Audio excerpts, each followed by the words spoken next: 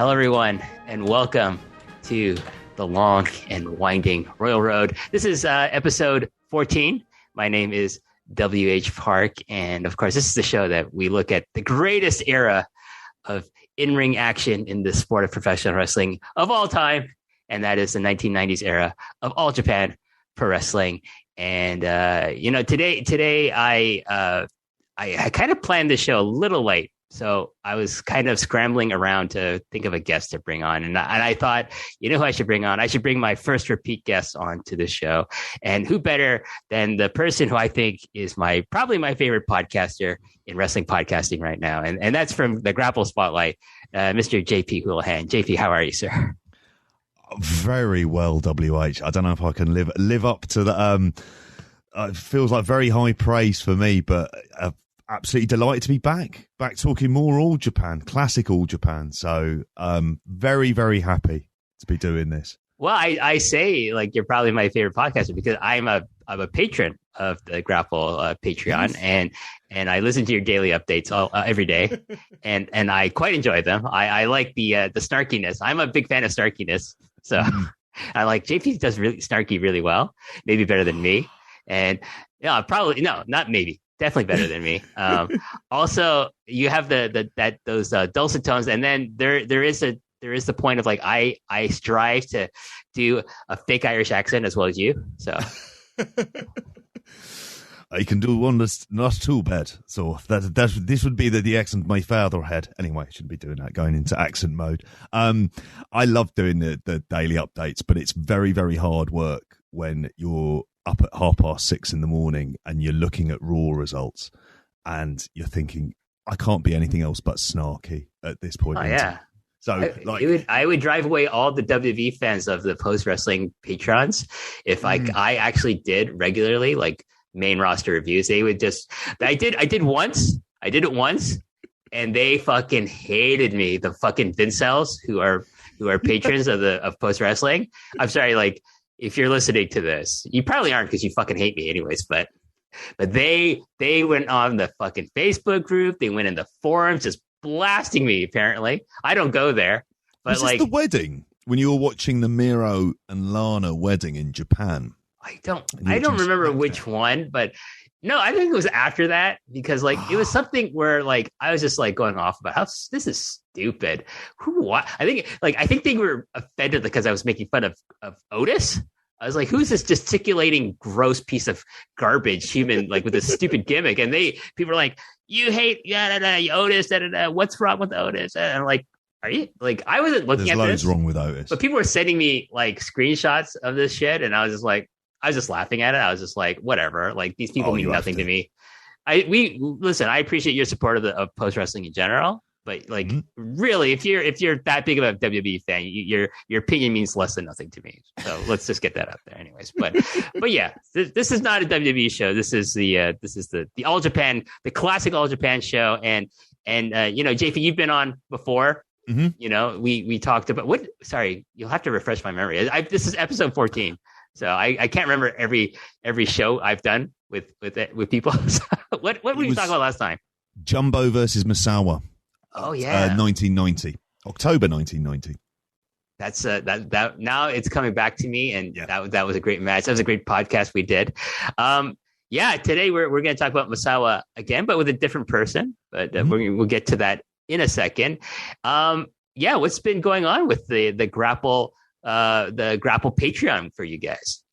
It's been great. It's been absolutely brilliant. We've had such great support. We've really thoroughly enjoyed it, and we're basically doing we've got into a pattern now of we do like a show for the patrons each week. We do the daily updates and then do the weekend shows as well. But it's a lot of the stuff. Like the next show we're doing is reviewing. Do you remember the documentary Gaia Girls? Oh, that has the greatest dropkick from Mako Satomura of all time. Yep. Like, I mean, that scene sticks with me because it was on like a kind of, I was shocked it won the poll, but I think I kind of rigged it because I said, look, it's not going to win. I think the phrase I used was there's more chance of me taking a shit on the moon than this winning, and it won. So I'm kind of I think for Gareth and Benno, they're somewhat shocked, but probably Benno's like, oh, I have to watch Joshi. Oh no. Yeah. Why can't I watch something with light tubes instead? I've been trying on that because I found myself, and I was reading your piece that you did about the 5-star Grand Prix, and I'm like, oh my God, I'm excited to watch this. And I keep on thinking, it's like, right, please deliver, because if it's just like a series of like, look, these are amazing matches, guys, you have to be watching some of this stuff. And then I think when it starts, they'll, with Benno, he might get into it. He eventually watched MLW after me talking about him for like 2 years or so. But that's probably not a good decision. I will get into this, like, just for people's edification. So we're recording this on, what's this, the 26th today? 25th. This is 25th, right? So this will be released a week later. But the day after we record this, JP, I'll be coming on to your show with you, Benno, and Gareth. And at some point, maybe the conversation will turn to like Benno not watching Joshi, like Stardom or whatever. And I know his reasons, and part of it is like I get the feeling he doesn't like the demographic that goes to the shows and stuff like that. Which okay, fair enough.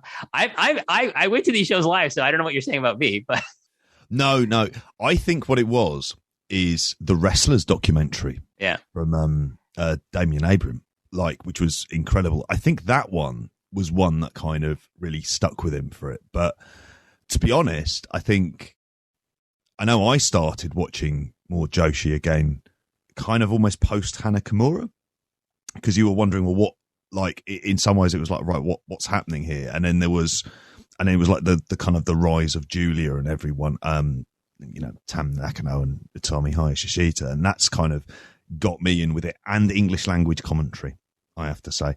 But then Stardom World has always made a good effort in putting the subtitles onto the shows anyway, so it always felt like it was a product that kind of easily to get into. I think for Benno, like, you'll convince him, you'll turn him around on this tomorrow, please. Well, all I'm going to say, if it's the demographic, I've watched snippets from this new DCW show, and listen, I'll take these so-called perverts over these so-called, like, these fans that go to these shows. Like, I'd rather sit with them, the so-called, like, supposed perverts, than with these fucking crazy people, like, spreading COVID amongst themselves, like, in these fucking GC. Anyways, we'll save that for tomorrow. But we're going to talk about All Japan today. But JP, I gotta send some thanks out to people who have bought the new Long and Winding Railroad T-shirt, and it's on sale at store.postwrestling.com. Check it out. It's the hottest seller on the website, JP. And I gotta thank people who've bought this shirt already. And that, first of all, Brandon from New Jersey, you annoy the shit out of me in the secret chat, but thank you for buying the T-shirt. I really appreciated it. Our good friend JP, Alan Cunahan, aka Alan for All, he's been modeling it in the hot Irish weather on Twitter. Yep. Thank you so much, Alan. Maybe you've increased some sales for us. Brian Klein, thank you very much. Oh, here's a name. Dr. Keith Lipinski bought the T-shirt. That's awesome. Hey. Good lad, Dr. Keith. Dr. Keith, if Dr. Keith buys it and wears it, then so should you. That's what I say. Their man in Ireland, Neil Flanagan. Thank you very much, Neil. John Ceno from Shot in the Dark. Ashley Lane. Our friend Rich Fan from the Pro Wrestling Torch. A lot of people in the podcasting business have been buying this shirt here. You know what I'm saying, JP? Well, yeah. Yourself, JP Houlihan, has bought this shirt. Has it arrived yet, JP? Do you know what? I got a notification that it should be in the country tomorrow. So I'm hoping for that. I've ordered that, and I've ordered a dad cap. And as soon as I get them, you'll see a picture of me wearing it as well, because it's a great T-shirt and a lovely design. I went with the white one. You went with the white one. I think black and white are like neck and neck in terms of how popular they are. Let's continue on. Joey Bay, my good friend Joey Bay, he bought a T-shirt, and Eric Jones. So everyone who's bought a T-shirt so far, thank you very much. And then hopefully next episode I'll have even more names to say to this list. We'll see. Oh, I reckon you will. It's a lovely T-shirt. So you just need to model it on your group chats with your patrons, JP, and then they'll be like, "Where can I get that?" And then you just direct them towards store.postwrestling.com. There's a kind of ongoing joke I have with the patrons, certainly when I do when we do the live video recordings, of like generally wearing like a shirt that could be themed with it. So I think we were talking about Noah I was wearing a Congo t-shirt and stuff like that. And I think as soon as this one's getting in, it's like I like kind of getting it. I'm hoping, fingers crossed, that it'll be here tomorrow. It's at the weekend, so like I'm quietly optimistic. Might have it for tomorrow. Well, thanks to all the people who've bought a t-shirt so far, including yourself, JP. But let's talk about today's match that we're going to review. And JP, what are we going to talk about today? So we're going to be talking about Mitsuharu Misawa versus Akira Taue from the 15th of April, 1995, the final of the Champions Carnival. That's right. And this is a really famous match in the sense that it is the only Akira Taue singles match that has ever been rated 5 stars by Dave Meltzer of the Wrestling Observer. It's fascinating for that, isn't it? And I think it leads itself into the kind of interesting debate about Akira Taue that in doing research for this podcast, I found it absolutely kind of fascinating. A lot of the discourse around him as well. But I will be saying, like for myself, I've gone on to GRAPPL and already rated this match, which you'll find out what it is at the end of when we've gone through and reviewed it as well. I have a rating for it. I haven't gone to GRAPPL to register my rating, but I will do that probably right after we finish recording this. But maybe before we get into the actual tournament, we're going to do a bit of background on the tournament here, but let's talk about Akira Taue. He is a member of the group known as the Four Pillars of Heaven with Misawa, Toshiaki Kawada, and Kenta Kobashi. And he's always been regarded as kind of the weakest link of those four. But at the same time, it's like, well, I mean, if you're the weakest of 3 of the greatest wrestlers in the history of wrestling, that's not a bad place to be. And, you know, when I first started watching All Japan, I was not a huge fan of Akira Taue. I was probably one of those people, a skeptic of like, why is he in there? Why is he getting such a high spot in the company? I don't get it. It's not until years later. And I'll say like when he was in Noah, it's like, where I start to really appreciate like his uniqueness, because he has a very unique style of wrestling because of his body type, because of his height, because he's very lanky. He does not look athletic, which I'll probably reference a lot in this review.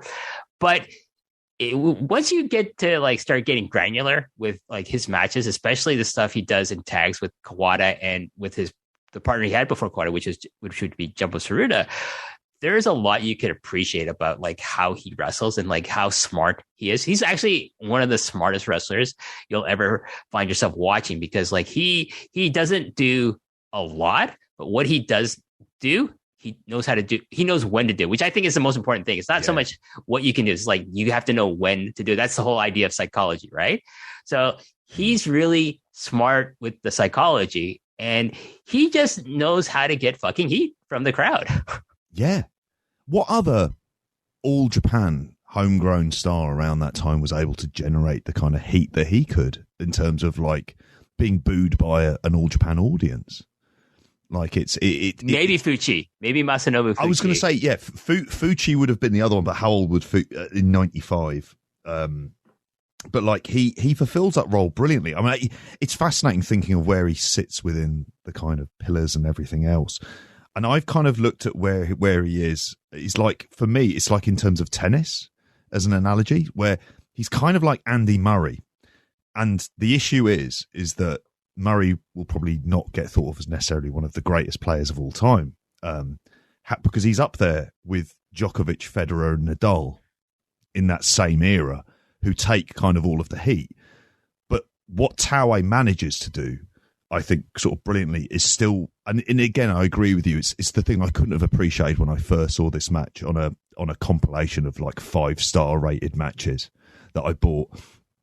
But I can appreciate the work now. Is he brings the character, and he manages, like, you know, baby faces get over as a result of wrestling him. They get over that little bit more, and they're the things. And like you say, like it's the timing of it. And this match is arguably like the kind of best example of that, because the timing of some of the spots when he does them and the reactions they get are absolutely like phenomenal. Well, you have to keep in mind, like he was kind of like under the mentorship of Jumbo Tsuruta during the time like that. Jumbo was kind of considered a heel. Like whenever Jumbo wrestled, you know, Misawa, Kobashi, and Kawada, the Super Generation Army, like he was kind of positioned as as a heel, and he wrestled such in that way. And I think his tag team partner was Taue, and like he's also paired up in the same unit in Tsurugun with a consummate heel in Masanobu Fuji, who's great at getting heat and being a bastard in the ring. So like he had great mentors to teach him like this is how you get heat. If you're wrestling Misawa, Kobashi, or at the time Kawada, like the baby faces of the company, like this is what you got to do. And like anytime, like listen, maybe at some point, JP, we'll find a singles match between Taue and Tsuyoshi Kikuchi, which I'm sure will be brilliant. Oh yeah, definitely. He's an absolutely like kind of heat machine, particularly in the match that we're going to talk about as well. And it's clever heat, isn't it? It is. It is, and it works within the context of character, and it's again, like you mentioned as well, it's his timing is superb. I often wonder if the discourse around Taue, it feels like something that will probably change as time goes on. I think you always have doubters. Like I saw something recently from podcasters who are really popular. Like they say they I think to paraphrase them, I think they were like, we don't like never see what the point of Taue is. And it's just like, I respect like maybe these people's positions on a lot of things on wrestling, but like that one, I was like, I can't agree with that. No, I think so. And I think it takes two to tango. Like they'll say, obviously Misawa at this point in time, and you're wrestling Kawada and talk about the tag and and how good it is and the kind of people that are in there. In order to keep up with them, you've got to be great. Like, it's the kind of thing where you're producing like this level of match that's required. And he does deliver.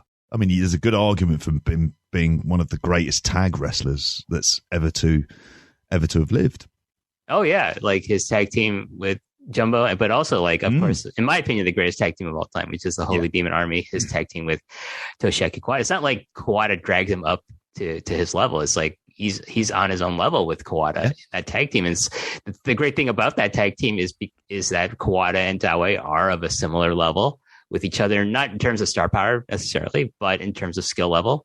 Like and they're different skill sets. Like their stylistically they're very different, but they complement each other really well. Like I liken it to very much like a kind of a better version of the Hart Foundation. Like where Bret Hart and Jim Neidhart like complement each other really well because they were so different. But I do think Bret like elevated Neidhart, right? Oh, to the skill level. But that's not the same case with so Holy Demon Army is kind of like a better version of that. In like, like Kawada lends more star power to Taue, but Taue's there stylistic like as a skill level. It's there just stylistically they're different, but it complements them so well.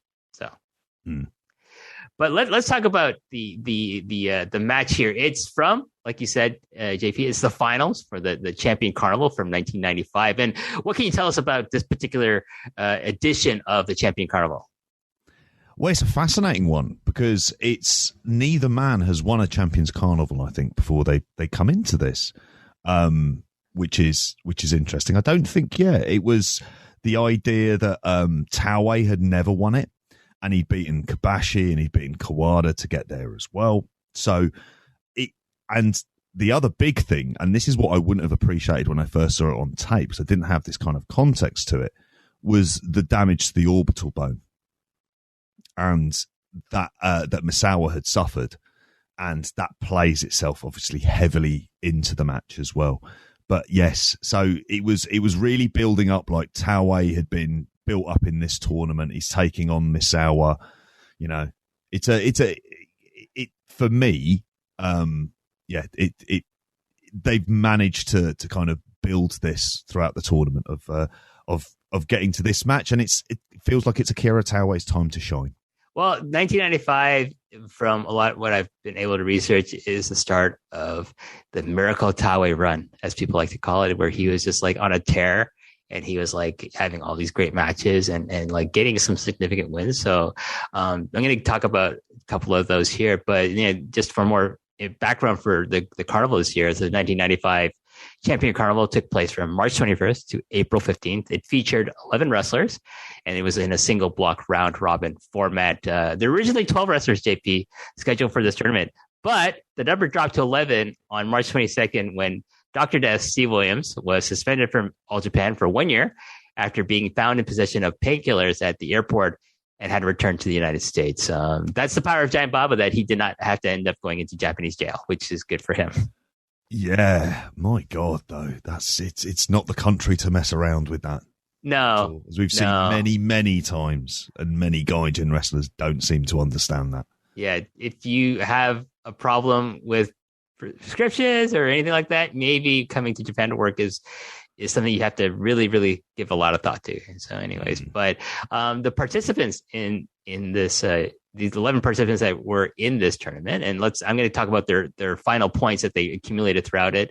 Mitsuharu Misawa, 17 points. Akira Taue, 17 points. Toshiaki Kawada, 16 points. Stan Hansen, 16 points. Kenta Kobashi, 13 points. Johnny Ace, our favorite talent relations coordinator, 11 points. Jun Akiyama with 6 points. Doug Furness and with 6 points. Dan Spivey, 4 points. Dan Crawford, 4 points. And debuting Takao Mori with 0 points. But he would have been a young boy at this point, so it would have been surprising if he actually got 80 points. But let's talk about each man's path to the finals here, JP. So Taue had 10 matches. He had 8 wins, including wins over Kenta Kobashi and Toshiaki Kawada.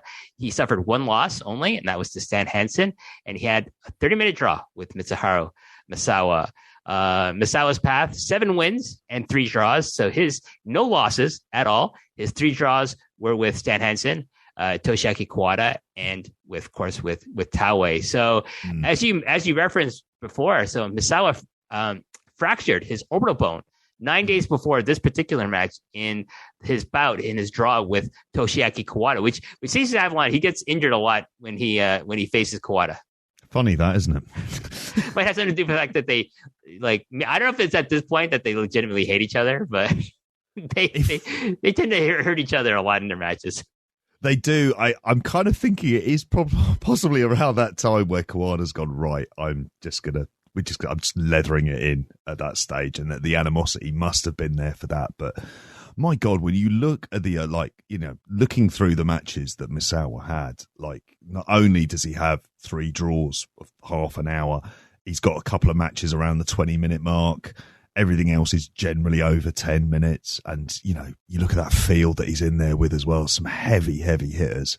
I mean, I don't no one would ever think that he's going to lose to Doug Furness, but I can guarantee that Doug Furness probably beat the shit out of him. Yeah, sounds likely. You're thinking Hansen, even at that point, is probably his eyes would have been gone more than ever at that stage. So, it's a funny old beast, isn't it? But that's a hell of a you're talking about attritional wrestling, at that point in time. The fact he got a broken orbital bone isn't really a surprise. No. The fact he manages to have a match with it to this level is something else. It's the mentality of Japanese wrestlers at that time. Wrestlers in general, I think, have this. It's kind of ingrained in wrestling, and people in wrestling to okay, gotta tough it out.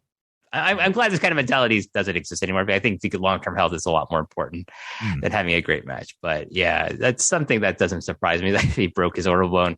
He's still wrestling because he's booked to go in the finals. So he's I can't take time off for this, But with Taue, kind of interesting to know that he put down Kawada earlier in the carnival, and in a very decisive manner. So he got a really strong win for both Kobashi and Kawada.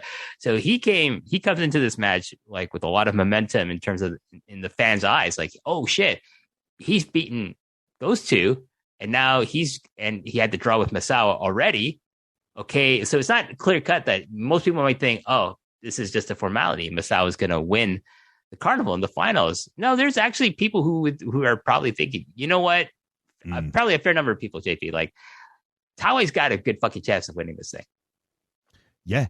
And I think you can tell that from the general heat at the start of the match. It feels at this point that they know that this feels like it's 50-50. And like you say, the fact of those Kawada and Kobashi victories just felt, I think the audience there would have been right, this is he's being really built up here as well.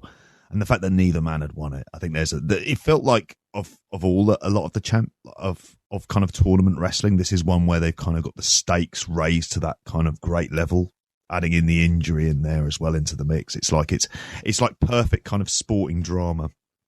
Well, the other kind of thing with Taue that like really, kind of gave him a kind of edge with some fans in their eyes, that is that he, at this point in time, he's debuted his dynamic bomb, which is a sit-out power bomb.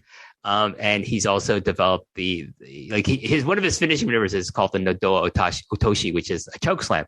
But he's now introduced the avalanche apron version, where he grabs someone off the apron and he choke slams them off the apron onto the floor. And the thing about, like, someone made a point, it kind of like dawned on me. Oh, this is really a good point to make about the Nodowa Otoshi, is that, like a lot of the people, like, say, for example, the Undertaker or Sid Vicious, something like, when they do choke slam, the whole point of them doing a choke slam is the height that they get. The whole point, like with Akira Taue's choke slam, is not the height. It's when he's bringing them down. Like, because like everyone says, Undertaker's choke slam is light as hell. Like, you're not going to get hurt by that. He's like very safe guy to take the choke slam from. But Akira Taue is actually picking you up, and then he's going to drive you as hard as he can into the mat while he's still clutching you onto your throats. So it's actually a pretty powerful maneuver from him. And he is like, about 6'4" and about like 260 pounds. So that's pretty a lot of force being, utilized against you if you're in the Nodowa Otoshi here. It's really great because you think of moves to the outside now and how kind of ridiculously excessive it is that you'll see somebody on somebody's shoulders take a Canadian destroyer on there. And here with this, it doesn't sound like much, effectively a choke slam from the apron. But like you say, it's the way that he delivers and just the kind of credibility he gives it as well.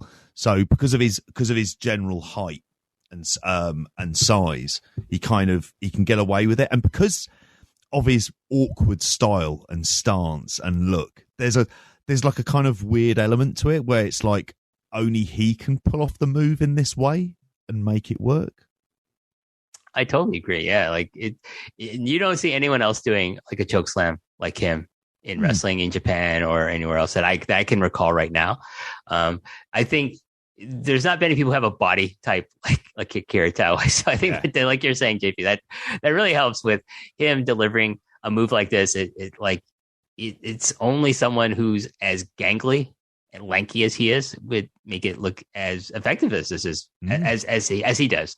So maybe like if someone else is able to pull off one that looks as good as this, I'll be quite impressed. But let's get into the match itself. This match was held at the Nippon Budokan, one of my favorite buildings to ever watch wrestling in. And JP, you and I, before we started recording, we were talking about like going, possible future trips to Japan. If we ever go together, like we definitely got to see a show. You don't have to go to the Tokyo Dome. I told this to some people. You do not have to go to the Tokyo Dome. You have to go to Korakuen Hall and you have to go to Nippon Budokan. Those are the two buildings you should plan a wrestling trip around. Tokyo Dome, it's whatever. Like once you get past like its size and you get in there, it's like, oh, I'm in a baseball stadium. Whoop-de-fucking-do. But you're in Budokan, it's like this place is awesome. Korakuen, it's history. Like you're walking into history. But this is a great building, and when I first got to see a show in here, I just felt the weight of all the great matches I had seen on tape coming from this building. And this match is no exception. Just a great atmosphere. Oh, it's phenomenal atmosphere. It's a shame on the version of this match we don't have the entrances, because it's one of the highlights is when you talk about Budokan is Misawa coming to the ring to his music and the crowd chanting Misawa, Misawa. It's just like a kind of a sight to behold. Like just and obviously his kind of stoicism, but it's one of those things that really kind of hits you about watching wrestling from this period of time. And this was very much in the midst of how many sellouts they had in a row, wasn't it? I believe so, with him headlining, with Misawa headlining. Yeah. So attendance for this is listed at 16,300 people. So that's pretty impressive. Jesus, that's something, isn't it? That's 16,000. I mean, and they look packed in, and they're absolutely up for this as well. And even the really smart guys the businessmen in suits in the front row, like even they look kind of pumped for it as well. Well, I think a lot of them are just like those are comp tickets. I think so. They didn't pay for them, but they're still getting into it. So lucky them, haven't it? Managing watch history. But you're talking about the crowd, and then like we miss the entrances on the version that you and I watched. But we get the introductions, and Akira Taue is introduced first by our ring announcer, and he gets a vociferous mix of boos and cheers. There's an equal amount, I feel. But like it's not just the Misawa crowd in this building. There are Taue supporters in the audience, and I think but you got to come to the fact that Misawa is the ace of the company, and he's never won the carnival, and like they're there to see him kind of like get his due with winning the carnival, maybe for the first time here. Yeah, and it's. I think this is when we were speaking about it earlier on. It's like you get that real feeling of stakes in this match. And that's something that wrestling doesn't really get right these days, where it feels like these are big kind of matches with a lot on the line. And like you say, just it's fascinating the kind of movements of the crowd in like sort of throughout this match. But and it's how Taue manages to kind of almost get around the cheers, if it makes any sense. So yeah, it's phenomenal. And that crowd as well, it doesn't let up at all throughout. No, there are ebbs and flows, but like once it starts flowing, it doesn't stop. Yeah. So JP, why don't you lead us through the match itself here? Yeah, I mean, I think the match in and of itself is kind of summarized at the very beginning, where they kind of have their first lockup, and then it's a case where he goes for Taue goes for what I was thinking of, like snake eyes, and because of the orbital bone, and Misawa kind of blocks it, manages to get away. He goes for the elbows, and Taue manages to block those.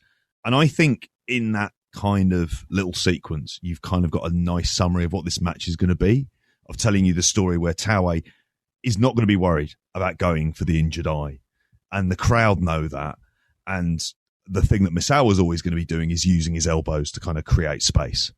And you've kind of got it. I think in that kind of moment when they do that, it kind of sets it up. The crowd kind of lose it, and then they kind of have a stance. They kind of have a bit of a face off. But yeah, it's a tremendous opening.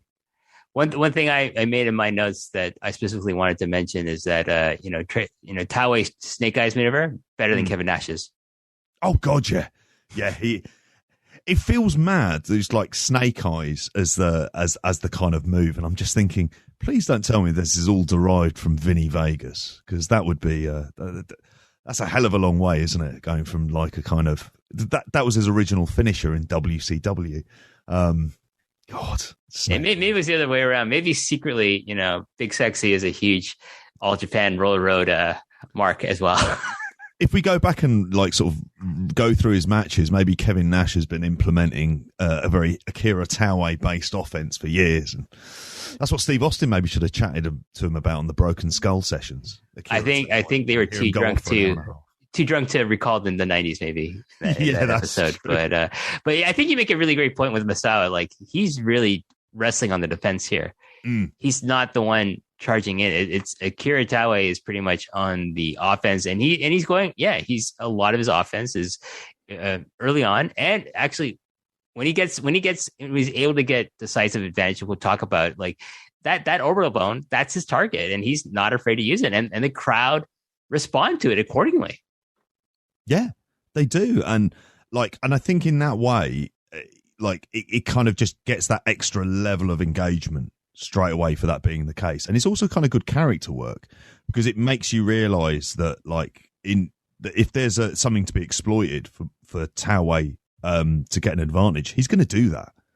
Like he's going to, and it doesn't matter if it hurts you. It's like, no, well, I'm going to do this because it's going to have an extra kind of impact. And I think it's noticeable as well that a lot of the crowd, a lot of the match, the camera will focus on like Misawa kind of like feeling his eyes and kind of squinting, and towards the end of it, it looks like kind of like it's quite closed up, and it's brilliantly done, because again, it just sort of adds that drama, and it's a constant reminder that he's going to be battling with this, and like you say, it just puts him on the defensive. Yeah, so for Taue, he's the first one to gain advantage in this match. Is he avoids Misawa's trademark flying clothesline, and he's able to grab a hold of the back of Misawa's head. And what does he do? He just drives him face first into the canvas. He grabs him midair and it just drives him into his face into the canvas. And I'm just like, that's gonna suck. Even if you don't have a broken orbital bone, that's gonna suck even more with a broken orbital bone. Yeah.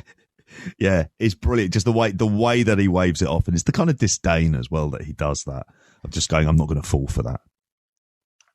So then from there, Misawa is just like, oh God, my face hurts. I'm gonna roll out to the floor. So he rolls out under the bottom rope. But is he safe out there, JP? No. And it's a wild dive, isn't it? It's like he goes through. And it's so awkward, but it's very Taue. But that's the thing that makes it, is the fact that someone like Akira Taue doing a kind of a plancher through the ropes is mental when you think about it.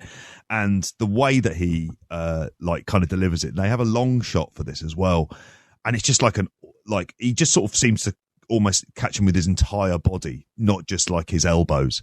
It's quite incredible. And at that point, they start chanting for Taue.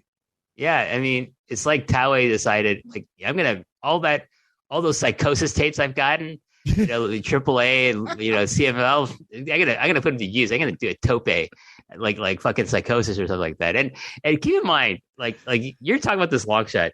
It looks like he folds himself. I don't know. He's not straight. I don't think his body looks like it's straight. He's kind of going sideways through.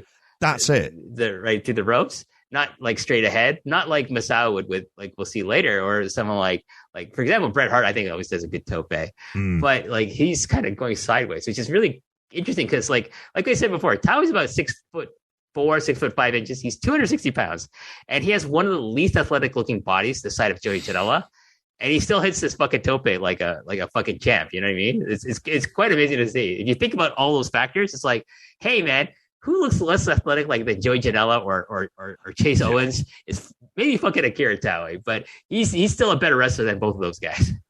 Oh Christ, like in his sleep. And I think it's the unorthodox way he comes through that kind of adds to the drama, because it feels not like more reckless, but it just feels like it'd be more damaging to Misawa.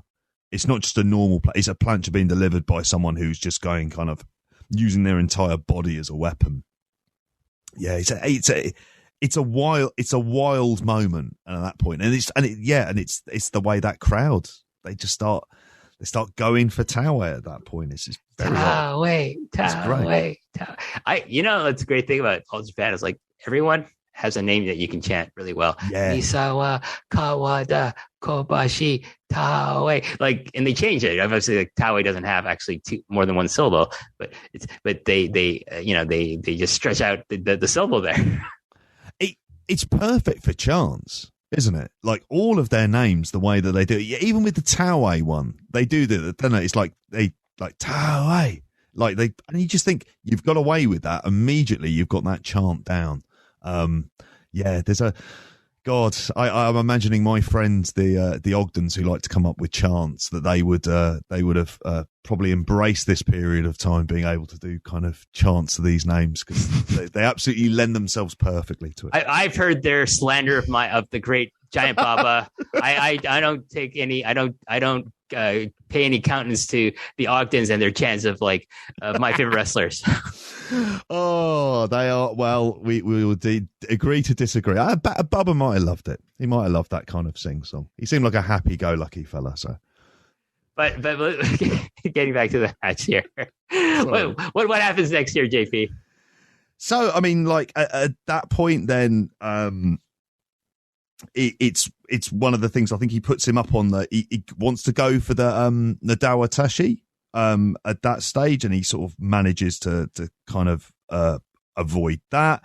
And it's kind of like a lot of it is on like Taue on the offense until he delivers like a diving clothesline spot, like when they're running the ropes, which is like one of the kind of moments of like kind of weird like energy, and it's already at that point in the match where we're still quite early on, where it's very much like Misawa having to be like defending, fighting from underneath, up against like somebody, I kind of compare Taue in wrestling styles to kind of like a southpaw boxer as well, where it's very awkward and unorthodox, and it doesn't look good at times, but it's always very effective. Yeah, I mean, one of the things like you talked about being Misawa wrestling from a defensive position is like he goes back to his trademark moves, and these always tend to work for him. So, he's able to turn the tide for himself in this match by hitting his flying lariat, the move that he missed before, but he hits it this time, and then he goes straight into applying his Misawa face lock on Taue. But Taue escapes this, and then in a great dickhead move, he applies a face lock on Misawa. And the great thing about this is that he's positioning this face lock over his eyes. So he's grinding his wrists, like his knuckles basically, into Misawa's eye sockets. And it's just like, oh my God. Because if you know the context of the injury, you just think, oh, he's being a dick to Misawa using his own move against him. But no, this is really smart shit that he's doing here. It's brilliant. And this is when you talk about his timing. And his timing being perfect, about knowing how to do that. Like, for example, like being able to do that initial sort of thumb to the eye, and then putting the face lock on then afterwards. It's perfect. It's the thing that when you know the context of watching this match, you just think like the reaction makes complete sense, because you've taken outside, like, if you didn't know about the orbital injury, you're thinking to yourself, well, like, why are they reacting so much to what we'd think of as a standard kind of eye gouge? But no, it makes complete, in this scenario, and the crowd are so sort of knowledgeable about it, they absolutely lose their shit, don't they? Oh, definitely.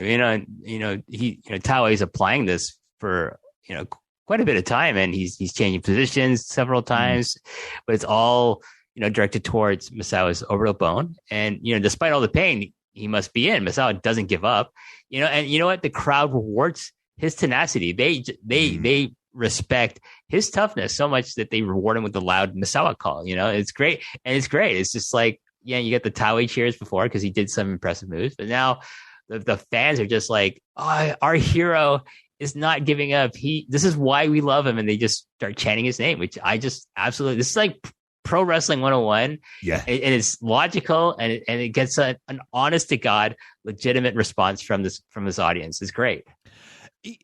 Quite often you'll hear a lot about storytelling in wrestling, won't we? This is storytelling in wrestling. This is where wrestling itself is telling a story and using the external factors. And they're telling this story, and it works because the crowd are immediately engaged with it. And it's getting the sympathy onto Misawa at those points as well. And I then think then Misawa's selling is kind of then affected by this, because I think at this point he starts to he's blinking a lot more heavily during the match. And again, he's having to only use the elbows to kind of get away from him at any of those points. And it's, again, we're speaking about like kind of Taue's character work coming through as well. Just being able to just get that crowd back on Misawa's side. And, Taue helps this kind of like, sympathy towards Misawa and like getting heat on himself, because he grabs Misawa and then he starts throwing him throat first, does another snake eyes move, better than Kevin Nash's, by the way, throat first into the ropes, so like Misawa's getting like Misawa's selling of his throat being hit after it's been driven into the top rope. It's brilliant. The crowd starts booing Taue. Like a couple of minutes earlier, they were cheering him, and now they're booing him. They're like, oh, that's a dick move. And Taue then brilliantly just continues this. He applies a dragon sleeper on Misawa in the middle of the ring, but he doesn't wrap it around like the neck. He's and it's better than Sonata's because it's over the eyes. What a bastard. Brilliant bastard, though. Again, it's those little things. It's just like it's taking a move and adapting it for the circumstances and generating more heat as a result. It's classic professional wrestling. The selling here from Misawa is fantastic. Like when he's in this Dragon Sleeper, just absolutely brilliant stuff. Like you can tell like he's in dire peril. Like he feels like I might be losing this match because this guy just has my number right now. Yeah, and it's again, I think this is the reason why having Taue having those big couple of wins against Kawada and Kobashi, like decisive wins, being able to have those kind of really then adds, I think, so much more then to the match at this point. And then you've because you've got Misawa looking like someone, it's like, oh well, how's he going to be able to come back from this? He's not going to be able to see. Like I say, his selling is kind of masterful because, you know, he's always a classically stoic person, but it's the fact of any kind of weakness whatsoever being shown by him has that kind of effect. It's an almighty charisma that he has. And at this point in time, like, talk about an audience that's just like kind of eating out of the palm of his hand. So at some point, Misawa tries to reverse out of a vertical suplex attempt from Taue, and he goes for a German suplex. But, you know, Taue just hits this beautiful looking back elbow to Misawa's face, and then transitions into this beautiful looking DDT. And so, like, those people say, oh, he's so awkward looking. All his offense is weird looking. It looks like it's not smooth at all. Fuck that. This is smooth as hell. No, it's absolutely smooth as hell. I mean, like, in all of this, it completely works. I mean, he's got kind of like a Barber-esque frame, hasn't he, really? Yes. But it still works. Like, it's still his timing, his positioning in the ring is completely spot on. So, like, when he lands that DDT, I mean, it's lovely. It's a nice DDT. But then, like, everything else when he hits his sitting powerbomb later on, I mean, this is like someone who, like, he knows exactly what the hell he's doing, and he's doing it to the best possible effect. Well, you know, you mentioned like that he's he kind of like looks like Giant Baba. Like I kind of feel like my theory was always like, oh, he gets the push he does because like Baba looks at him and thinks like, this is me. If I was wrestling in the 1990s, this would be me. I'd be Taue. Taue is me. So that's why he got the push. But no, because Taue is actually a very, very talented wrestler in his own right. But, you know, I don't think it hurts that, like, you can see kind of Baba. He's kind of Baba-esque in his frame as well in some ways. Yeah, it is, isn't it? But then how over was Baba? I mean, in those ways, it doesn't feel like the frame kind of, I think maybe to a Japanese audience at that moment in time, I don't think they would have reacted to his frame as much, possibly. I mean, I'd imagine, like, you know, Kobashi and Kawada and Misawa, even at this point in time, they're all very jacked and good looking guys. But I think at this stage, like, it's the differences that make him stand out.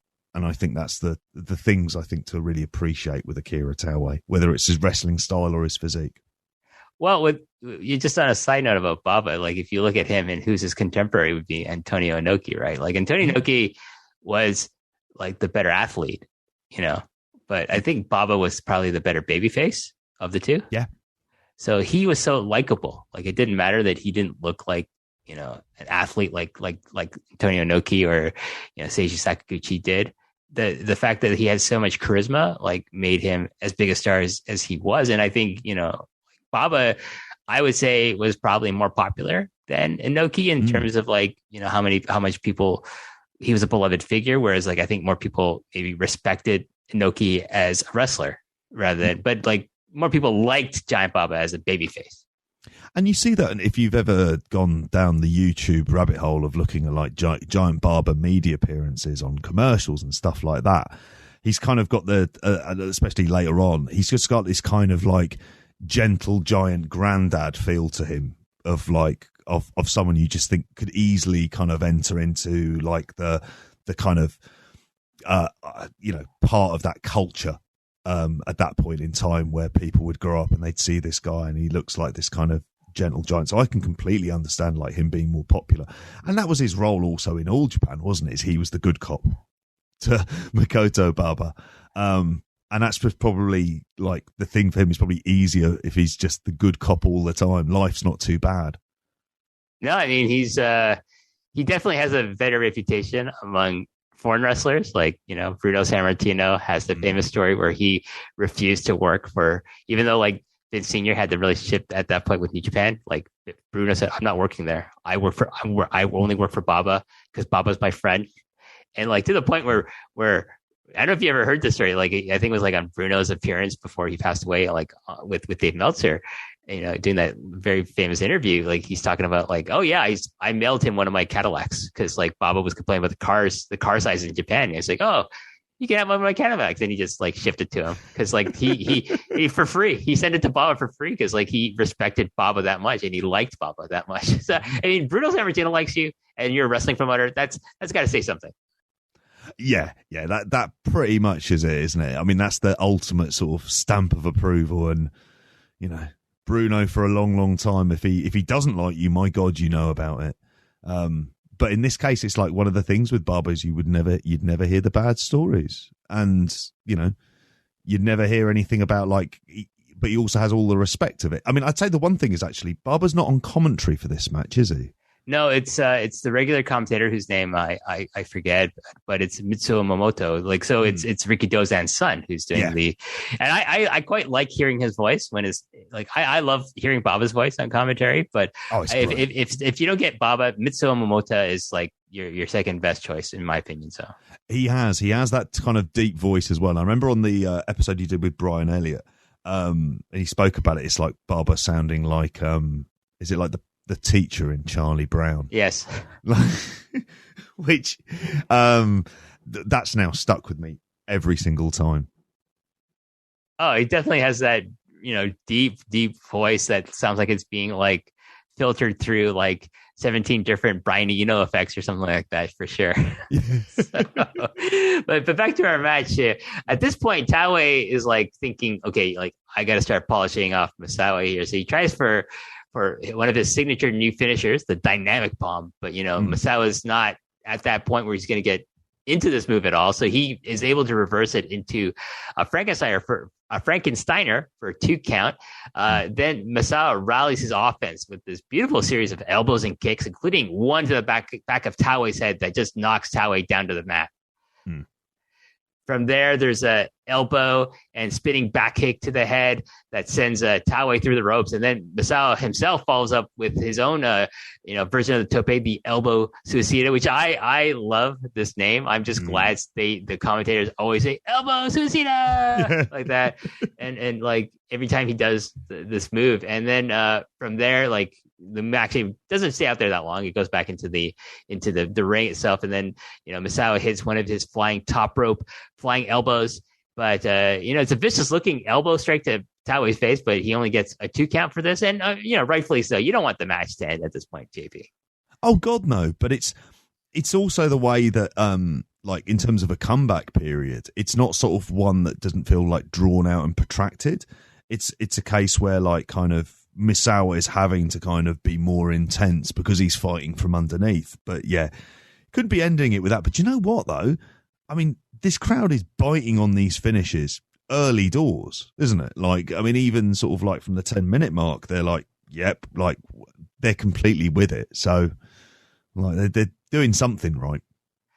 Misawa follows up with a series of vicious looking elbows. Like one thing you got to say about his offense, like he's fighting on the defensive, and when he gets on offense, my God, he lets it loose on Taue with especially like the strikes to Taue's face. It's unbelievable how hurtful, how like painful these look. Oh God, it's it's completely nasty. Like especially to the one where he goes to the outside, where it's like he looks like he's completely like kind of like knocked out. It's really odd. It's like he's really just sort of like crawling around on the floor, which that's the thing that kind of makes Misawa work so much is it's the kind of variety of that kind of elbow offense and knowing that like someone who's playing to his strengths, and it's always kind of get that reaction because that move is so over with the audience. Yeah, and from here, like he goes for the Tiger Driver. But Taue, smartly realizes where he is. He gets to the rope, so he blocks being able to get lifted up in the Tiger Driver. But, Misawa is okay. He goes for more, another flurry of elbows to Taue, including a rolling one that, a rolling elbow that knocks Taue into the 21st century. A friend of the show, Joseph Montesili, who does the great video essays on All Japan Pro Wrestling of this era, he likes to say Misawa's elbow is God. And this is why, like, this force with which he hits Taue, it looks like Taue's like legit fucked up to the point where, referee Kyo Iwata, he comes over, he pushes Misawa away. Like, Misawa's going to pick him up to continue the match, but Wada pushes him away, says, because I think he legit is checking on him to see if he's okay or not. Yeah, you do get that impression for it. Like, it really feels that way. The crowd start cheering for him again as well around that point. And it's a really, like, I mean, if it's a sell job, it's a hell of a sell job. But you get that impression that, the referee's coming over to check on him, moving a hell of a lot quicker than he does these days. No, yes.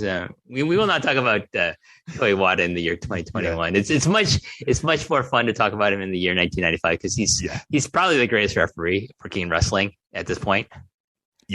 Yeah, exactly. And my God, he's having to do his work, isn't he? He's really having to earn his money at that point in time. But yeah, it's great the way that I think you adding these little kind of elements to the match and these elements to the story.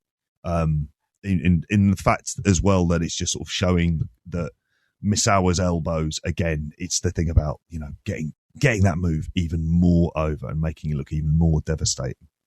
I mean, Misawa decides, okay, he looks like he's out. I'm going to go for a pin. He gets, 2.875 count here before Taue kicks out. A great reaction from the crowd. Taue then wisely rolls out to the floor to catch a breather, where we see his comrades in the Holy Demon Army, Yoshinari Ogawa and Masanobu Fuchi, looking over their comrade in arms with a lot of concern in there, especially Ogawa. He's like, is this guy okay? Like, I just saw him take a vicious elbow to the face. And it was mad watching Ogawa because I was thinking to myself, there's a Noah match I'm meant to have watching with him coming up in the year 2021. But yeah, like you say, it's always great. Like, it's one of the kind of visual delights, I think, is looking to the outside with all of the various kind of faction members and the seconds and thirds who are coming to the ring with them as well. Is it just adds that element of legitimacy, and I like that kind of cramped ringside with the photographers as well. I think it just adds much more to the kind of drama of like having your team in the corner. Yeah, I always like it makes the wrestling feel legitimate. Yeah. When you have photographers and seconds and they're not interfering.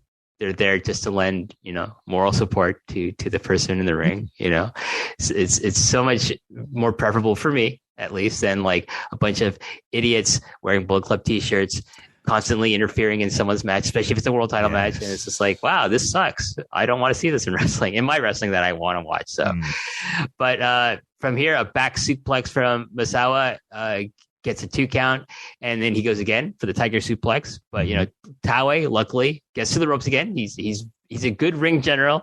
He knows, he has ring awareness. He knows how to be able to stop these moves that are probably going to end the match for him. From here, Misawa goes back to the elbows, but Taue counters with an eye rake. And this is great. It's a simple eye rake. It's like you see in every, Jim Crockett Promotions match featuring Tully Blanchard. And it gets the crowd to boo him so loudly because it's again, the context, it's he's going after Misawa's injured eye socket. Yeah, and he's not, he's cheating per se in that very kind of small way, but it's absolutely perfect because it's also, it's the thing about him being so on the defensive and just going, right, this is a way that I know that I can change the context of this match, is just by raking him in the eyes. And obviously viewing, if you don't know the story, as I say before, the first time round, you lose that kind of nuance of why the crowd are reacting in that way, which just shows you the kind of small, those small little piece of psychology and the timing of when it's delivered as well. And then at that point, it's also, him doing it again, and then he rubs his boot in his face as well. And it's just and at that point you think, all right, the fucking gloves are off here. Taue's not going to be dicking around. He's going straight for the injury. Well, this is the kind of, quote unquote heel work that I love seeing in the context of Japanese wrestling. What's Taue doing? He's not like spraying someone in the face with a can of fucking cold spray or using a fucking broom or anything shit like that. He's exploiting an opponent's injury, and he's being unsportsmanlike. And this elicits a reaction like that you don't see too often in Japanese wrestling in the last 10 years, when you get other people doing heel stuff that they think is heel stuff. But I think, a lot of the reaction fans give to, let's just say, the Bullet Club, like, let's say Kenny Omega and the Young Bucks, and at the height of like Kenny Omega's like god awful junior heavyweight championship period, where he's like, the Young Bucks are interfering and people are booing them. But that's performative booing, it's performative because, we're supposed to boo at this American style of rule breaking heel work, but it's not genuine. Like, these people actually hate Taue for being like a bad sportsman. Like, we want to see clean fighting. We want you to have we don't want to see you close fisting, or you know what I mean? It's just like, we don't want to see you going after his injury. Fight him fairly as possible. But this is not the easy way. This is like the more difficult way, but Taue does it brilliantly. Yeah, absolutely, and it's something that the other three pillars are not able to do. We spoke about it earlier on that Fuchi would be the one that he would have been learning quite a lot of these tactics from. But it's perfect, and it kind of feels more actually like kind of sport, where we will see people who'll, like players, whether it's you go from basketball to the NFL, where they'll be a bit dirty and they'll talk about sports, not being sportsmanlike, and then they'll just be like, yeah, because we're here to win. And it's that kind of attitude, I think, as much as anything else, that you're kind of like really booing. It's like, oh my God, like, you are the kind of person who would exploit an injury just in order for you to get ahead. And it feels like Taue's reaction today is like, yeah, and what of it? And it's brilliant. I mean, he says, he just continues. He puts an exclamation point on everything he just did before by picking Misawa up and then drives him face first into the top turnbuckle. So he's like, yeah, you can boo me. I'm going to win this match now because I got him where I want him, because like, I'm going after his eye, from here, like, Taue does actually show a great deal of athleticism, because he hits one of the most beautiful drop kicks in wrestling at this point. Because he, for a guy so awkward looking, he does have a really nice looking drop kick. This knocks Misawa to the floor, and here Taue grabs Misawa off the apron and gives him a backdrop suplex onto the floor. And so Taue's already on the floor. He's not doing it from the apron himself. He's, Misawa's on the apron, but he's on the floor. And like, so it's not as dangerous as it might sound here. And from here, Taue wants to hit his Nodowa Otoshi chokeslam off the apron to the floor. And keep in mind, these kinds of spots were rare and new in 1995.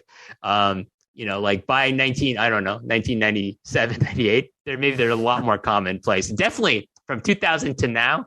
Oh yeah, apron spot, whatever. Yeah. And do you know what? And it doesn't it doesn't mean anything these days.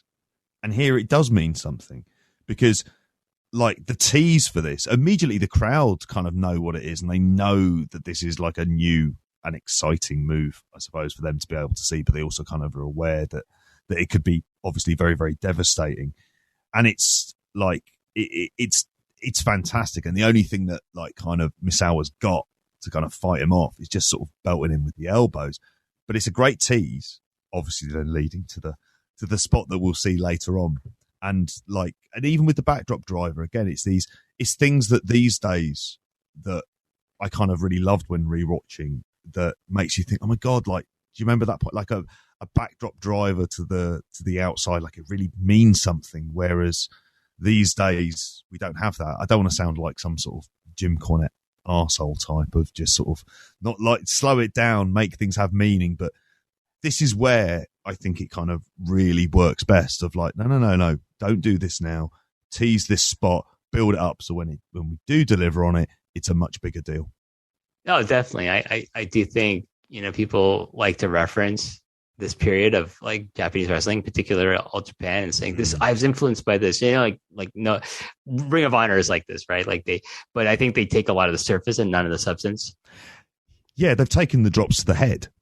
Like sometimes it's like as that being the kind of big thing from it, rather than what the point of King's Road is, and that kind of build up and gradual storytelling. Back in the ring, Misawa goes for a kick, and Taue is able to grab the leg. But Misawa, quick thinking, he hits Taue in the face with like they say enziguri. It's not an enziguri because it's not to the back of Taue's head. So people who don't know, like a shot to the back of the head, that's an enziguri because that means back of the head. To the face, to the front of the face, that's a gamengiri. So he hits it kind of a gamengiri, but not with his foot, with his other knee, which I think just looks really impressive. He follows that with a senton and a frog sledge, which elicits a 2 count for him on Taue. Misawa hits more elbows and goes for a rolling elbow, but Taue ducks that and goes for a back suplex. Misawa lands on his feet. This is a great sequence. Misawa lands on his feet. There's a bridging suplex to Taue. 1, 2. Taue kicks out. The crowd, this is one of my favorite crowd reactions. They start stomping their feet in approval, and they are audibly becoming unglued here. And I can say that I have many times at Budokan Hall and Korakuen Hall and in Osaka's Prefectural Gymnasium, I have done the foot stomping. It's better than 1, 2 that fucking bullshit. Stomp your feet, people, especially you UK fans. Start learning how to stomp your feet instead of doing your stupid fucking chants. I would go along with that. The stomping of the feet is something I'm a big fan of. But yeah, by Christ, the crowd lose it. Like at this stage, they really do. And this is it. Like we've gone through at this point, sort of various the kind of ebbs and flows of the match, and they are completely with them, and they're buying these moves, even though they know that they're not like the traditional finishers. I think it really says something that the crowd are reacting in this way. From here, Tiger Driver, 1, 2, kick out. Taue commentators does a great Tiger Driver. Tiger Driver, yes. Taue blocks another Tiger Driver, so Misawa attempts a vertical suplex, but Taue reverses that, sending Misawa over his head and onto the apron. So then Misawa lands feet first on the apron. It goes for another elbow, but Taue responds by blocking that shot and then simply chopping like a what it looks like? It looks like a movie karate chop. He lands a movie style karate chop to Misawa's face, to his orbital bone, and my God, the crowd, their boos are so loud. It's great.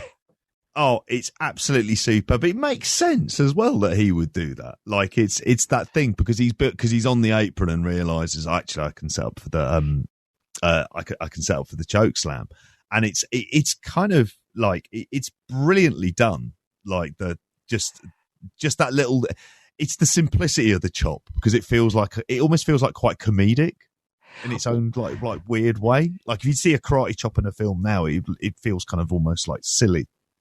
Well, it's the pause. I think I watched this match twice, and I went watching the spot twice. I'm like noticing both times. It's like he chops in the face, the crowd boos, and then he pauses like he's soaking up their hatred of him. It's great. I just like he's like, yeah, I chopped him in the face and it worked. Fuck you.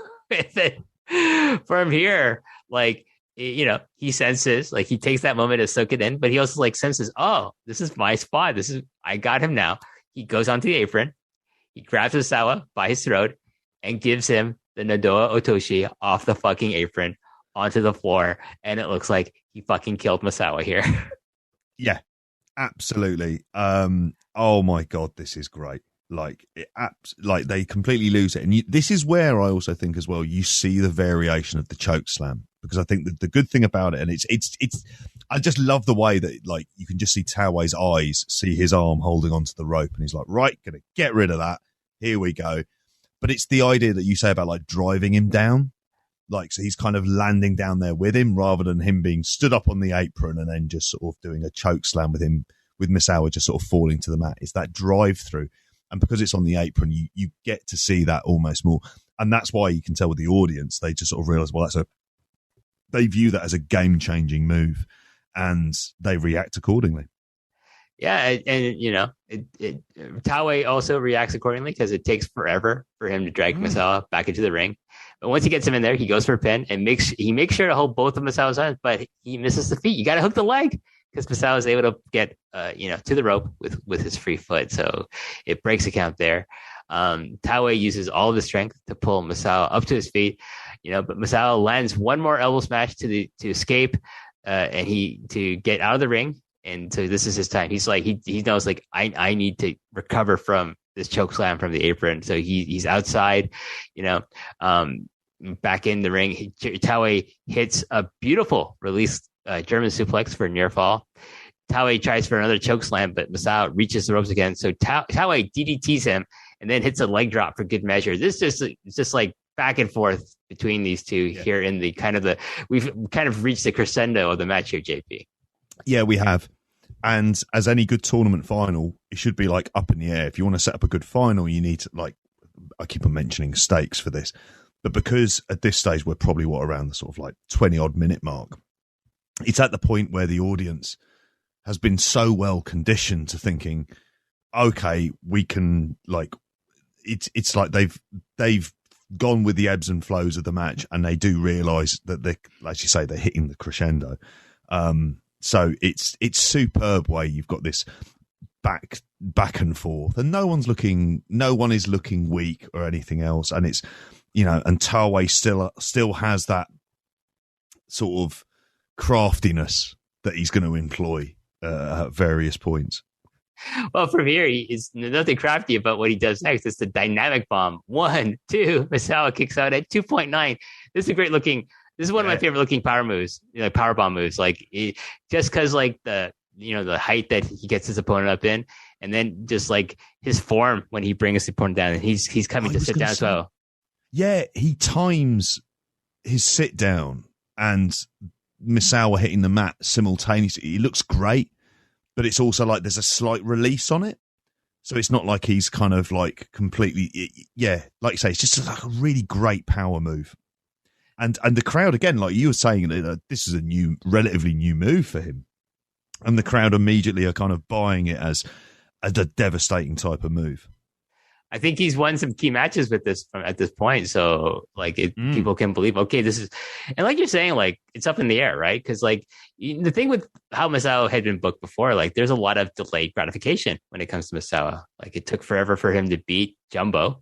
Yeah. He never beat Jumbo for the Triple Crown. And, like people I think people were conditioned to think that like not everything's like assured for Misawa. Like, okay, we want him to win the Carnival. Finally, that's one of the big things we want for him. But if he didn't win it this year, it wouldn't be, you know what I mean? It would be like, okay, next year, it's kind of the Naito effect. Yeah. Like this is kind of like how New Japan booked Naito. This is what Baba was doing back in the 90s with Misawa. Is like it took him a while to beat Jumbo. It took him a while to win the Triple Crown. He never beat Jumbo for the Triple Crown. And it's like, okay, he has, the Carnival had been back for several years by that point, but he hadn't won it yet. So it was like Jumbo, it was like Stan Hansen and some other people. And when's Misawa's turn? So if Baba had booked Misawa not to win the tournament until like the year after that, like it wouldn't really be surprising in hindsight. Exactly, and I think that's that's one of the kind of appeals. I mean, speak about delayed gratification. We haven't brought up like Kawada, which feels like the ultimate in delayed gratification, really with him. But it's what you can do in terms of booking if you've got those 4 people to base this around and realise, look, these are the bigger, longer term stories, and they'll work in whatever gaijin they would at various points in time to kind of run interference almost. But that's the beauty of Baba being able to do that, is knowing, right, I'm relying on these 4. We can have these stories go on for years, knowing full well this is how to maximize your, the value of these matches, where rematches are worth as much, if not more, which is kind of more in line again with, bringing up things like boxing. Oh, I mean, it's the difference between a live gate based business model and a television ratings model, right? A television deal model, like, which is like, that's, I think the problems, if you want to talk about very quickly, like WD, modern day WV is booking is like, they don't care about drawing a crowd anymore because they have guaranteed television rights money. So what do they care if people don't come to their shows? They still are getting a shitload of money. Whereas like a company like the 90s in Japan is very, very dependent on pleasing the fans and creating anticipation for the next match and the match after that, because they want to continue the momentum of having sellouts at places like Budokan and across the country. So they have to think we have to have these great matches that make sense, but we also have to create the matches that people want to see between the same guys again in the future. And so, so with Misawa, it's like the really gratification. We want to be there when Misawa does this, when Misawa achieves this milestone in his career, or when Kawada does this, or when Kobashi does this, or when, Taue does this, or Stan Hansen, whatever. And so like, Ian Bob was really good at that. It's like, I think the reason why it's so smart to have not one particular wrestler to be the top star in your company. If I was a booker, if I was a wrestling booker, I would, if I was lucky enough to have potentially 3 to 4 guys, I would ideally like to have 4 or 5 of people that I could, interchange into my main event scene. I wouldn't necessarily have that one massive star. Like I wouldn't necessarily just want to have The Rock or Steve Austin. I would want, I think WWE squandered that when, they had the Shield breakup. You could have potentially made, like, if you booked them correctly, like Moxley, Dean Ambrose, Roman Reigns, Seth Rollins, and then like a couple other people in other factions, whatever, you could have had a rotating group of like 5 or 6 guys who could have been your world champion and drawing money for you and TV ratings, but they're idiots, so they squandered all that away, and it's going to be impossible to get back to that ever again, in my opinion. But anyways, Taue, back to Taue, he tries to continue his assault on Misawa, but Misawa, again, I think his instincts kick in here. He's able to keep Taue at bay here. He teases another Tiger Driver, but Taue powers out of that. Taue teases a chokeslam, but ends up tossing Misawa into the corner instead. More back and forth in action between these two until Misawa hits another massive rolling elbow, dropping Taue. And it's great. Like that, when in doubt, just go for that rolling elbow. It's a great move.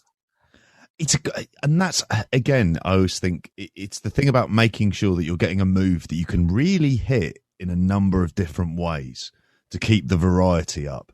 But also at the same time, it looks like it fucking hurts. So, like, he's got the capacity of having his elbows. If ever he's in danger, it's a good callback to go to.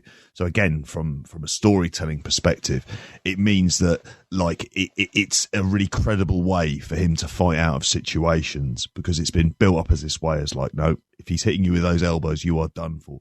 And again, it's that kind of logical sports logic of like it creates a space and distance, like sort of being able to kind of push Taue away. Yeah, he goes for the pin after this elbow. Taue's is too tough at this point. He kicks out. And in like 2 years before, they would have pinned him. He would have pinned him with this move.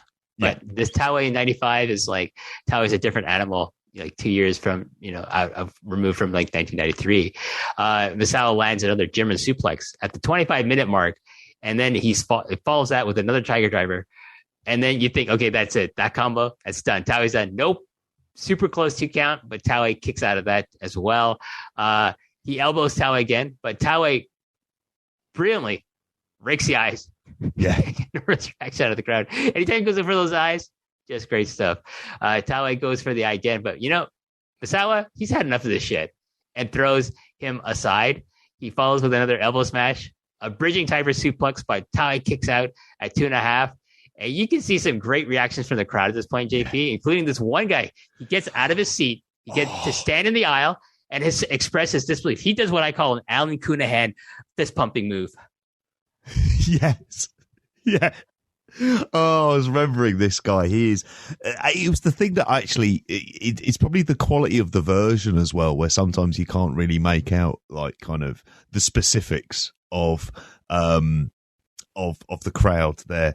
But he's tremendous. The way that he's running there, doing that particular section, like their reactions in that particular section of Budokan, they are across from the hard camera. It's great. Like he's not the only one. There's like tons of people like and it's so packed. Oh yeah, and it's even weirder after having going through a global pandemic that you see an audience like sort of this packed together and they're all reacting. there's like, even mention like the people in the front row are starting to reacting to this as well. Yeah, it's absolutely great. And then like when he does the kick out as well, like again, this is when you're talking about how do you protect these guys as well. It's just like, well, you're given the fact that now it's not just one Tiger driver that it's going to take to finish off Taue. No, it's not even a Tiger driver that does it, because from here, Misawa gets up, he lands a picture perfect suplex, bridging Tiger suplex for the 1, 2, and 3, and Misawa vanquishes Taue and is the winner of the 1995 Champion Carnival after 27 minutes and 3 seconds of an absolute battle, a war with Akira Taue here, JP. Yeah. Tremendous ending. And it's not like Taue loses anything from not having won this as well. If anything, like the tournament has done the job of elevating him. I think it's another Misawa masterclass. The crowd reacting that way. Spartan X is playing, like people have lost their minds and they're chanting Misawa, and there's a great post sort of match sequence. I don't know, did you watch that as well with the presentation and him being interviewed in the ring? Because that's like also like tremendous. I don't think I saw it. I think I got to the point where he does go over. I might have fast forwarded through that, but like the part that stands out for me is the part where he walks across the ring to go shake Taue's hand for giving him this amazing match, like for his first Carnival win, and such a memorable, performance from Taue that I think he genuinely, despite being like clobbered in the eye multiple times and causing him great pain, he still appreciated the effort from Taue, and he shook his hand. And I love moments like that where you break kayfabe, but it makes wrestling seem more real when you do that. So. Oh yeah, the context of it makes complete sense, isn't it? Because it's such a big moment. It's this happens a lot, as we say, like again, sorry to go back to kind of real sports, but like at the end of boxing or MMA, where two people would have been giving each other all sorts in the ring at the time, and then afterwards, they're going to shake hands for the most part, unless you're Conor McGregor and you're a child. But you're gonna shake hands and like kind of like show your appreciation. And because it's a tournament final, I always think that's when you want to put in those little aspects of legitimacy in there, of like the appreciation. All right, this person to get to the final has really had to prove themselves, and then by having that level of match, they've really proved themselves. And if Misawa is the kind of measuring stick, which he very much is, then he'll be looking at that and going, that's going to be one of the special matches that people talk about, and appreciating Taue for that. Definitely. So final thoughts on this match for you, JP. Well, I think it's an absolute classic. I think to say it's the highlight of Akira Taue's career, I'd have to say it's still the tag. Like, it's still Super Generation Army versus Holy Demon Army. That for me is there, but this is the best singles match of his career, and it's the thing that you want to take into consideration when thinking about Akira Taue in All Japan, and the fact that he does kind of get overlooked. It's like, well, to deliver on this, like, it takes two to tango, and Misawa, I mean, throughout your series, like, Misawa has gotten the praise that he absolutely rightly deserves. But I like the fact that this is like a shining point for Akira Taue. I went on to GRAPPL. I rated it 5 stars. I've seen some of the ratings on Cage Match as well. I think on GRAPPL at the moment it's about 4.84. So it's in that top echelon of all time matches. Well, I did not go as high. I gave it 4 3/4, 4.75. Mm-hmm. Like, I do think it's an amazing match. I don't know. For me, just my gut reaction, it's not a 5-star match. My gut reaction, and I usually go with my gut reaction when it comes to like giving something a 5. I'm a lot more picky these days. So I still love it. Don't get me wrong. 4.75 is pretty high. Yeah, as a general rule for me. But I don't know. It just didn't get to that extra oomph for me to give it. But Taue in this is just absolutely brilliant, and I can see why like people give it 5. I can see why Dave gave it 5. I think he deserves, like, Taue has had like other matches in his career that could have been a 5-star match. Like if you discover them and you rewatch them, I'm pretty sure there's got to be at least one more out there that I would probably give 5 stars, maybe. But maybe I haven't found my 5-star Akira Taue match yet. Maybe that's part of the journey on the long and winding road here, that I will finally find a match that I say that's a 5-star singles Akira Taue match, and then we'll be day of celebration for Akira Taue. Who knows? He kind of, I think it's probably the time, isn't it, that there's this kind of like, well, I think it's worth going back and just going through the vaults now as more footage becomes available. And again, to refer back to your earlier conversation that you had with Brian Elliott, the idea of having like if they had a subscription service, is it NTV who'd own the yes, it's NTV. Yeah, if they just put something out there, like, and he just went and it was great quality, you just think, you'd definitely subscribe to that for a bit, wouldn't you? Just to go back and watch these in like sort of as good a condition as you can find them. Well, they do have them in like pretty good quality, because I know, because like people have pirated these things in good quality. So the masters must exist out there still. Better than the tapes back in the day, WH. Oh yeah. There's some great people out there who have access to some great footage from the 90s, particularly for All Japan. That's a good thing. We're lucky. Most of that stuff exists, and it exists for free for the most part. But like, listen, I would pay if there was a viable, subscription service to access like classic All Japan matches. It was like in line with other streaming services, like $10 a month. I would pay that. Oh, let's fire up 1993, baby. Oh yeah, okay, no problem. I would do it. So there you go. That's a brilliant idea. We need to get in on this. So what's going on beyond this episode for JP Houlihan? So what's going on for me at the moment? Well, you can find me patreon.com/grapple. Obviously you're going to be on Grapple Spotlight. We'll be out there by the time people get to listen to this. So that's going to be a hell of a lot of fun. Really looking forward to that. And then you can find me on Twitter. The handle is JPGP 3Es. Yeah.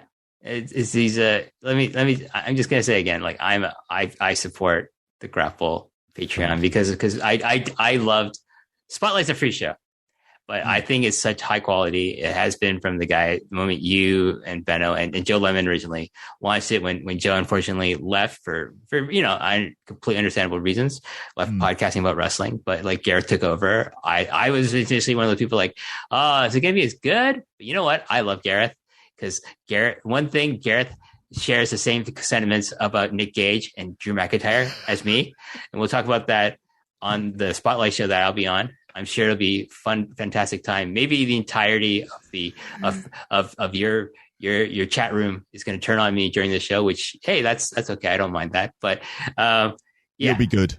I love Gareth. He's so funny. I love listening to him. And of course, you are my favorite podcaster out right now because like I just love hearing your opinions about wrestling, JP. And I think it's. Probably because they fall in line a lot with my own for most of them, for most of your opinions. So and yes, you have that wonderful dulcet tones of your British accent as well. Thank you very much. I mean, I record enough now. It feels like my content is all over the place at this stage for that. But it's great fun doing it, and I think as crowds start to come back, certainly in the West, it's been more exciting kind of watching wrestling. And I'm generally, as you know, like the kind of canary in the coal mine.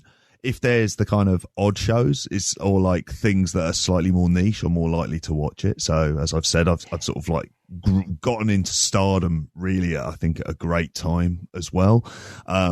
And I think it's that kind of stuff that's made interesting really fun. And then having this period of time during lockdown to use it to go back and watch lots of classic All Japan, to just go, well, I now have that excuse to kind of sit down and do that. And that's the kind of thing that's like kind of made you think, even if you didn't want to watch wrestling, pandemic wrestling, there was always these things to fall back on.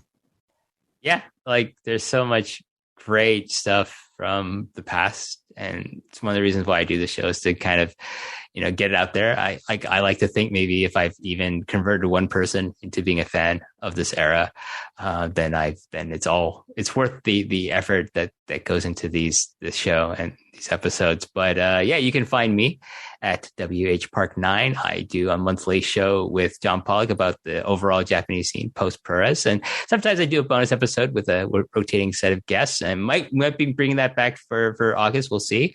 Also, I do Disney Plus review show with Wei Ting called MCU Later, and you know what? JP is going to be a guest on that show in the near future when we start reviewing What If. Like I asked JP if he would like to be on it. He said yes. So then I presented it to Wei. Wei was like, and I quote Wei, "That'd be fucking great."